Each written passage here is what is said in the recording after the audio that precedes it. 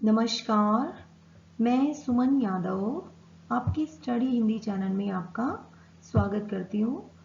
आज हम पढ़ते हैं हिंदी पाठ्य पुस्तक उत्कर्ष का पहला पाठ वीर श्री रामधारी सिंह दिनकर द्वारा रचित एक सुंदर कविता है। इसके बारे में पढ़ते हैं।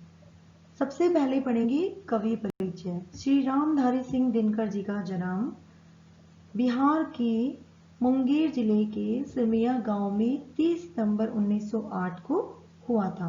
1952 में राज्यसभा के सदस्य मनोनीत हुए, पद्म भूषण से अलंकृत किए गए। संस्कृत के 4 अध्याय पुस्तक के लिए साहित्य अकादमी और उर्वशी महाकाव्य के लिए ज्ञानपीठ पुरस्कार से पुरस्कृत हुए। दिनकर जी की अन्य प्रमुख कृतियां हैं हुंकार, रश्मिरथी, कुरुक्षेत्र और परशुराम की प्रतीक्षा। 24 अप्रैल 1974 को इनका निधन हो गया था। अब हम पढ़ते हैं वीर कविता की समरी। वीर रामधारी सिंह दिनकर द्वारा लिखी गई एक सुंदर कविता है। इस कविता में कवि रामधारी सिंह दिनकर ने वर्णन किया है किस प्रकार विपत्ति में वीर साहस से काम लेते हैं और कभी हिम्मत नहीं हारते।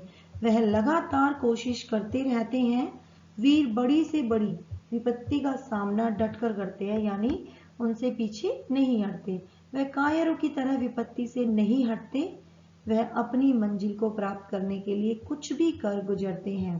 वीर कभी भी मुश्किलों से हारते नहीं, बल्कि मुश्किलों को हराते हैं। कवि का कहना है कि विपत्तियों का सामना करो, तभी तुम उनको हरा पाओगे, क्योंकि बिन खुद जले कभी उजाला नहीं किया जा सकता। जब तक आप खुद नहीं जलोगे, जब तक आप उजाला नहीं कर सकते। चलिए अब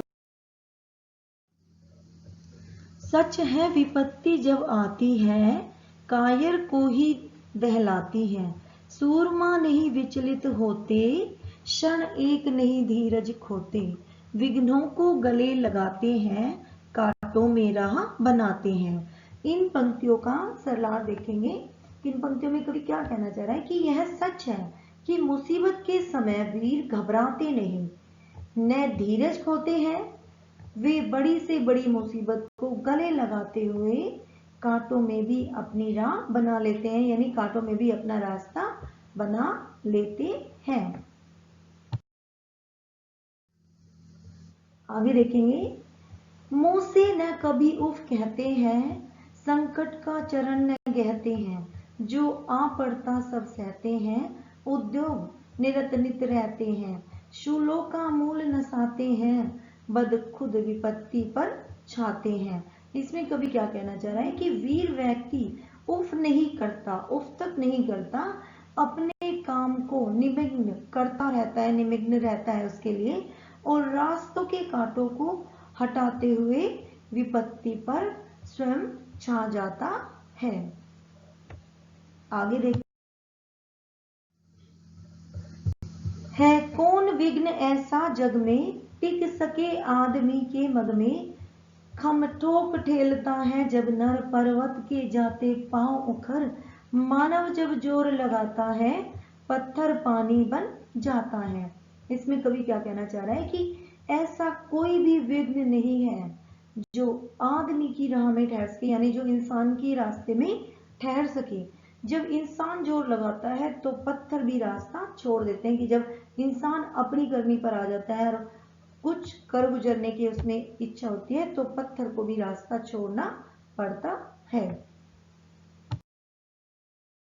आगे देखेंगे। गुण बड़े एक से एक प्रखर, है छिपे मानवों के भीतर।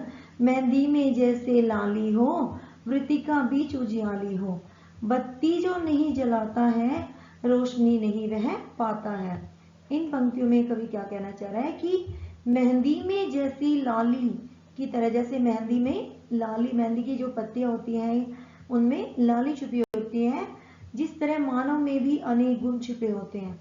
जो अंधेरे में दिया नहीं जलाता, वह जीवन में रोशनी नहीं पा सकता। यानी जो मनुष्य अंधेरे में दिया जलाने की कोशिश नहीं करता, वह जीवन में रोशनी नहीं पा सकता। ये पढ़ा हमने वीर कविता श्री राम नारी सिंह दिनकर। अब हमारी कविता समाप्त हो गई है। अगर इस कविता के उपलक्ष्य में आपको कोई भी प्रॉब्लम हो तो आप मुझे कमेंट्स बॉक्स में लिखकर सेंड कर सकते हैं। Thank you.